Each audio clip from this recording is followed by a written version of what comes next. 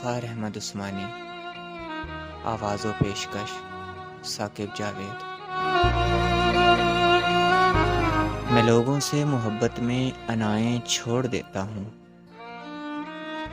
वफ़ाएं याद रखता हूँ, जफ़ाएं छोड़ देता हूँ। खुले रखता हूँ दिल के रास्ते नाराज़ लोगों पर, मैं वापस आने वालों की ख़ताएं छोड़ देता हूँ।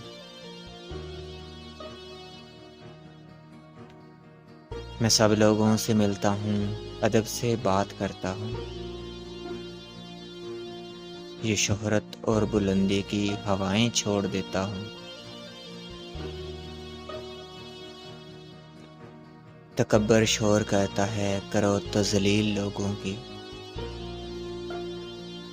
मैं अपने नफ्स की सारी सदाएं छोड़ देता हूँ। कोई दिल को दुखाए मुस्कुरा के बात करता हूँ, कोई दिल को दुखाए मुस्कुरा के बात करता हूँ। नबी को याद रखता हूँ, खताएं छोड़ देता हूँ।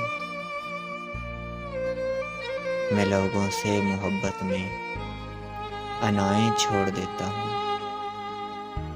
वफ़ाएं याद रखता हूँ, जफ़ाएं छोड़ देता हूँ।